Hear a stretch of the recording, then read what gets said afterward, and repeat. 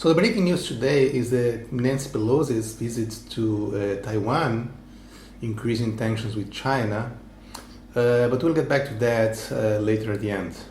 Let us start first with Zelensky. He has received some backlash for doing a photo shoot for Vogue together with his wife, Olena Zelenskys. Everything was photographed by the famous Jewish fashion photographer Anne Leibovitz. The whole thing is quite ridiculous, to be honest. Why is he even doing this? I mean, is he setting up his wife to be a model? I thought there was a war going on in his country. How come they have time for that? We also have him always wearing the same green shirt that he has been wearing for the last 5 or 6 months, even in official meetings with other presidents and prime ministers. I mean, does he at least wash this shirt every now and then? Why does he do that? Are we supposed to believe that this short guy with fluffy arms is some kind of Rambo? That he will fight the Russian army all by himself just with a knife? This appears to be what the Western media wants us to believe. But I don't know if anyone believes that. Or maybe it's a Jewish thing? I recall that Zuckerberg from Facebook used to do the same thing. So maybe, I don't know. Then more news on the censorship front. After German journalist Alina Lipp and French documentarist Anne-Laure Bonnel suffered repercussions, we have yet another journalist being punished for showing the other side of the war. Now it's the British journalist in Donbass, Graham Phillips, who has been sanctioned by the British government, threatened with arrest and having his bank account frozen. I don't think we have seen this before so much. I mean, in any other war, as long as the reporter was from a country not directly involved, it was more or less assumed that there could be some people that would be reporting news from one side, others from the other side. I mean, even in the conflict of Israel and Palestine, which is a very unique conflict, but some coverage is more pro-Palestine, some more pro-Israel. So what's the matter? But now everybody's supposed to just cheer for the Ukraine and accept everything that their government says at face value, and never show anything from the Russian side. Even interviewing people in the streets in Donbass can be considered a war crime for some reason. Honestly, I don't know for sure why Ukraine is so important for those globalists and their Western puppet governments. But in any case, I think we should be able to hear from both sides, and especially from the people living there in the affected areas in the Donbass.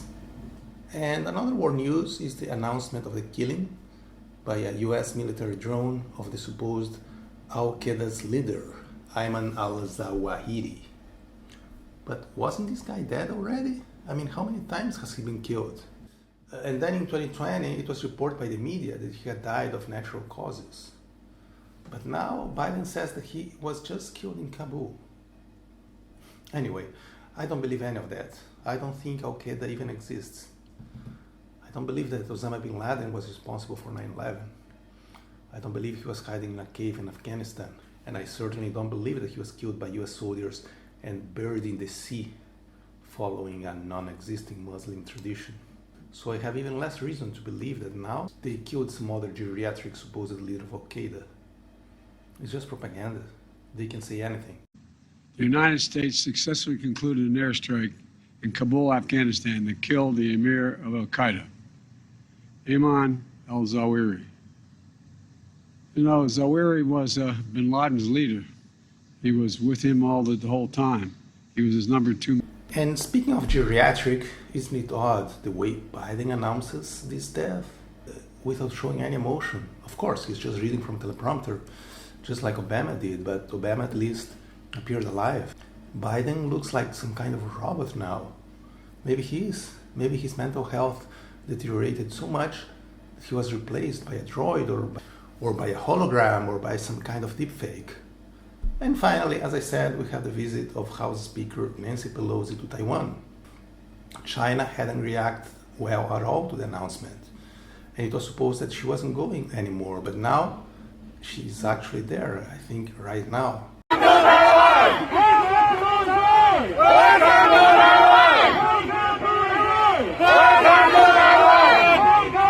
And it's unclear why the Americans are doing this, except to provoke China. But this seems really stupid right now. They are already involved in a conflict with Russia through Ukraine. And now they want to poke China too. I mean, do you see this? I mean, they failed in Afghanistan, and now they seem to want a war with Russia and China at the same time. Good luck with that.